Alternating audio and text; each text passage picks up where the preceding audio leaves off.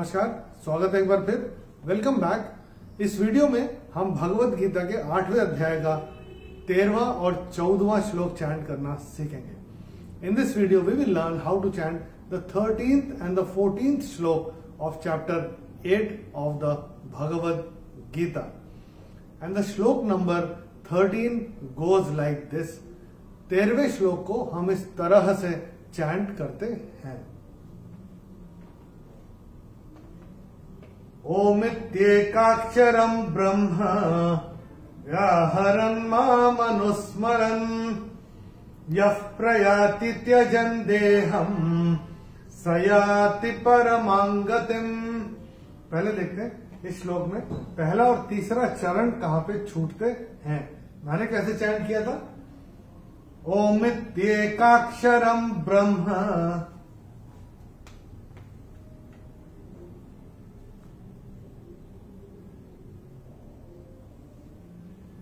यः प्रयाति त्यजन् देहम्। तीसरा चरण यहां पे छूटेगा।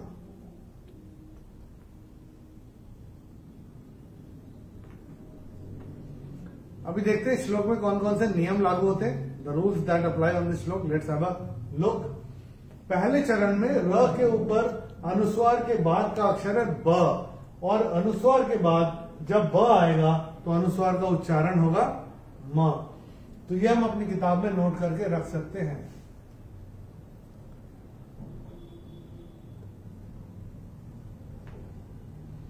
दूसरे चरण में चैंटिंग के हिसाब से कोई नियम है नहीं। तीसरे चरण में य के बाद जो विसर्ग है, विसर्ग के बाद का अक्षर है प, और विसर्ग के बाद जब प या फ आता है तो विसर्ग का उच्चारण होगा फ। फूक जैसे मारते वैसे। तो यह विसर्ग को अपनी किताब में स्ट्राइक ऑफ करके यहां पे फ लिख के रख सकते हैं। यः प्रयाति त्यजन् देहम्, यह ऐसे होगा। ह के ऊपर अनुस्वार चरण की समाप्ति पे आ रहा है तो इसका उच्चारण केवल और केवल म ही होगा। ये अपनी किताब में नोट करके रख सकते हैं। चौथे चरण में मां के ऊपर अनुस्वार के बाद का अक्षर है ग, और अनुस्वार के बाद जब ग आएगा तो अनुस्वार का उच्चारण होगा अंग। तो ये भी हम अपनी किताब में नोट करके ऐसे रख सकते हैं।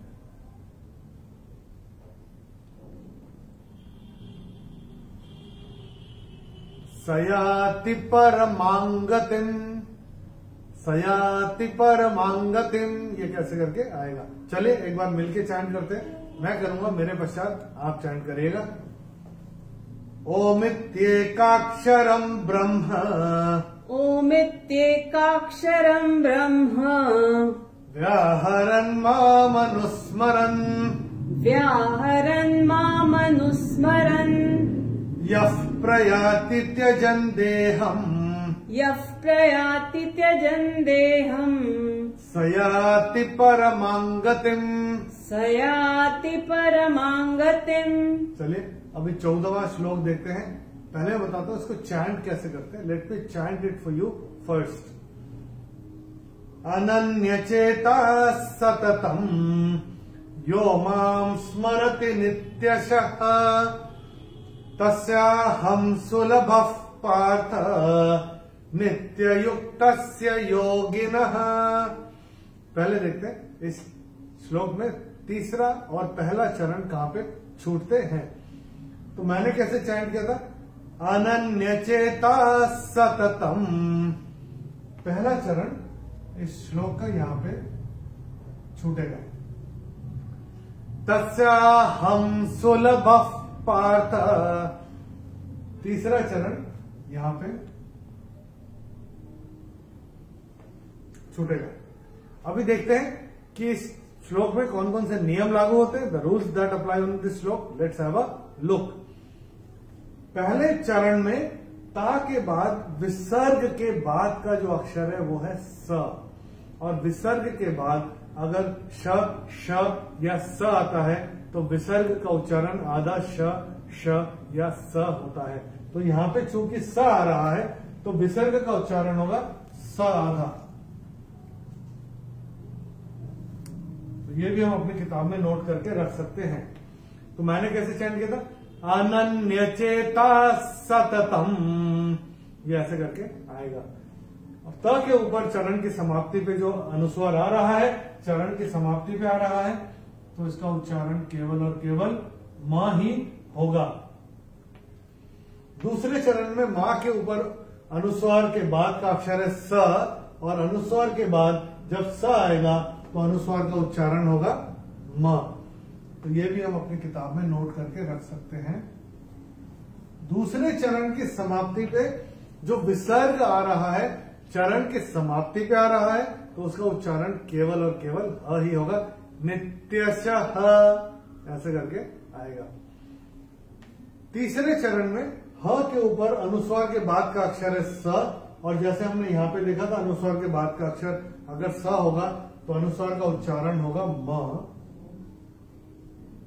ये अपनी किताब में नोट करके रख सकते हैं। और भ के बाद विसर्ग के बाद का अक्षर है प, और विसर्ग के बाद अगर प या फ आता है तो विसर्ग का उच्चारण होता है फ।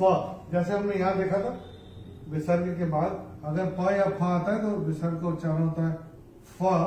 तो हम इसको विसर्ग को स्ट्राइक ऑफ करके यहाँ पे फ अपनी किताब में लिख सकते हैं।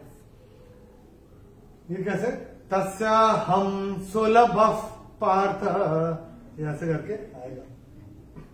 चौथे चरण में चरण की समाप्ति पे जो विसर्ग आ रहा है, चरण की समाप्ति पे है, तो इसका उच्चारण केवल और केवल ह ही होगा। योगिनः, नित्ययुक्तस्य योगिनः, ये ऐसे करके आएगा। चले एक बार मिलके चैंट करते हैं। मैं करूंगा, मेरे पश्चात आप चैंट करिएगा। अनन्यचेता सततम, अनन्यचेता सततम, यो मां स्मरति नित्यशः, यो मां स्मरति नित्यशः, तस्याहं सुलभः पार्थ, तस्याहं सुलभः पार्थ, नित्ययुक्तस्य योगिनः, नित्ययुक्तस्य योगिनः। चलिए एक बार दोनों श्लोक एक के बाद एक रिवाइज करते हैं, चैंट करते हैं। मैं करूंगा, मेरे पश्चात आप करिएगा। Let's experience the bliss of the Bhagavad Gita chanting. तैयार है? चलिए शुरू करते हैं। ओमित्येकाक्षरं ब्रह्म, ओमित्येकाक्षरं ब्रह्म, व्याहरन् मामनुस्मरन्, व्याहरन् मामनुस्मरन्, यः प्रयाति त्यजन् देहम्, यः प्रयाति त्यजन् देहम्, स याति परमां गतिम्, स याति परमां गतिम्। अनन्यचेता सततम्, अनन्यचेता सततम्, यो मां स्मरति नित्यशः, यो मां स्मरति नित्यशः, तस्याहं सुलभः पार्थ, तस्याहं सुलभः पार्थ, नित्ययुक्तस्य योगिनः, नित्ययुक्तस्य योगिनः। प्रैक्टिस करते रहिए, प्रैक्टिस करते करते आ जाएगा। और ये जो नियम हम आपको बताते जा रहे हैं, अपनी भगवत गीता में अपनी प्रति में जो आपके पास प्रतिलिपि है या प्रति है उसमें नोट करते चलिएगा। पेपर, अपनी भगवत गीता, पेंसिल और इरेजर लेके बैठिएगा जब ये वीडियोस हम देखते हैं, क्योंकि जब अकेले बैठ के कभी चैंट करेंगे तो उनसे काफी हेल्प हो जाता है। वो जो हम लिख के रखते हैं उससे हमको पता रहता है सही तरीके से कैसे चैंट करना है। दोनों श्लोक के 13वें और 14वें श्लोक का जो भावार्थ है वो हमने वीडियो के डिस्क्रिप्शन में हिंदी और अंग्रेजी में दिया हुआ है। जिस भाषा में आप कंफर्टेबल हो, देखना चाहें उस भाषा में आप देख सकते हैं, रेफर कर सकते हैं। अगले वीडियो में हम भगवत गीता के 8वें अध्याय का 15वां और 16वां श्लोक चैंट करना सीखेंगे। In the next video we will learn how to chant the 15th and the 16th shloka of chapter 8 of the Bhagavad Gita. Till then, Namaskar, Hari Om.